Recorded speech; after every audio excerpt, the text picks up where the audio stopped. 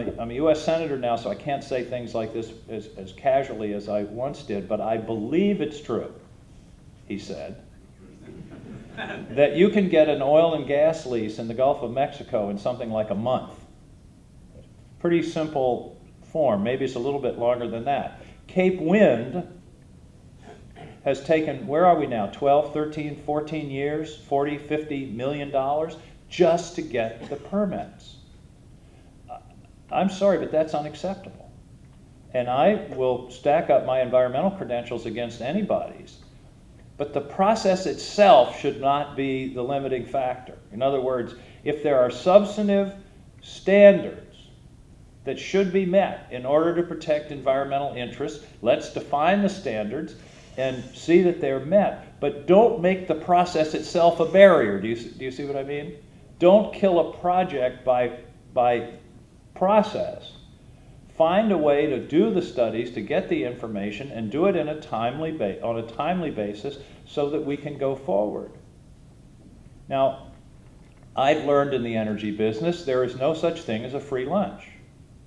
And when someone tells you they don't want you to do anything in their tidal estuary or on their ridge top, the simple question is, okay, where do you want to get your power?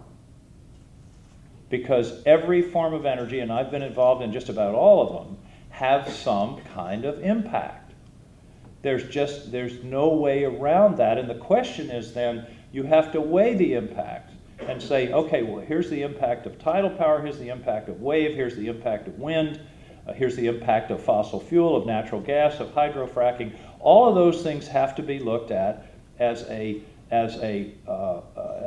choice between alternatives, because it's so easy to say, you know, we don't want this. And believe me, I lived it. When I did hydropower in New England in the early 80s, I was vilified. We'd go to hearings. In fact, there was one hearing, I won't mention where it was, but there was one hearing I went to where a friend of mine who was going to be at the hearing said, meet me a couple of miles away, we'll leave your car there and I'll drive you to the hearing, because if you drive to the hearing, your tires are likely to be slashed. As the advocate for this hated hydro project. And I also remember on a biomass project going into a whole high school auditorium full of people who were opposed to the biomass project, and a lady stood up in the front row and said, "You're bringing death to our community." I thought it was a little disproportionate. But the tagline of this story is, I would be at these hydropower hearings, and people would be mad as hell, and they'd say, "Why are you ruining our rivers? Why don't you build wind power? We want wind power. Stay out of our rivers." So 20 years later, like a fool, I got into the wind power business. And I am not making this up. I was at hearings on wind projects where people got up and said, "Why are you ruining our mountains? We need more hydropower." And I said, well, this is the proof of Mort Saul's famous statement in the 50s that if you maintain a consistent political opinion in this country long enough, you will eventually be tried for treason. But we as a community have to realize that there are impacts. And then we have to weigh the impacts among the various alternatives. And I believe that the benefit, the overall environmental benefit, societal benefit to renewables, the case is really overwhelming. Now, the question then is the project in the right place? There certainly are places where projects shouldn't be, whether it's wind power, or tidal, or solar, or whatever. But we have to understand as a society that there are going to be impacts, and that we have to weigh the entire consequences of what we're doing. I am really thrilled that our state is the host to the first grid-connected tidal power project in the country. And I know that there's one, you're working on one in Alaska. The problem with Alaska is the sun, it's wrong. It sets over the ocean. The sun is supposed to rise over the ocean. And there's something backwards about that I don't really understand. But Does water turn the different way in the toilet in a lab? No, that's chili. I'm sorry.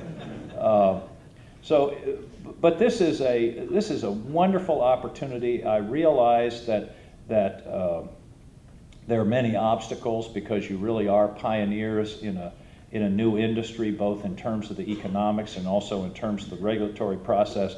But I sincerely hope that we're going to find a way to develop ocean energy where the federal government can be a partner in this incredibly important resource and not an obstacle that raises the cost of entry to the point where it just becomes unfeasible. Because those dollars, we can talk about subsidies and all those kinds of things, but there's no subsidy that I've found for the upfront permitting costs. As we used to say, those are high-test dollars. And so if those upfront costs are so daunting and so high, and the time is so long in terms of a return on the investment, it's going to kill the industry before it even begins. So that's sort of my view, and I'm going to be working on some of these issues and certainly on the regulatory issues from this new vantage point that I have. But I'm so thrilled that you all are pursuing this, and I guess I would leave you with when my little girl is now a freshman in college, but when she was little, I used to teach her things by isn't it mnemonics when you get initials? And I remember if I was teaching Molly about this industry, I'd say, now Molly, this is all about the 4 Ps. The 4 Ps. The first is a plan or a vision. You've got to have a vision of where you want to get, and I think everyone in this room has that vision. The next P is partnership.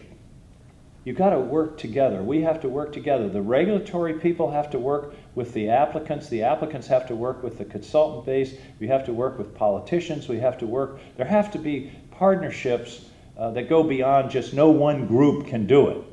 ORPC can't do it by themselves. They had to work with the Coast Guard and with with Bangor Hydroelectric and with many other people in Maine to make that project happen. So the first P is a plan or a vision. The second is partnership. The third, Chris, is perseverance. It's been really easy, hasn't it? Just a snap. Hell no.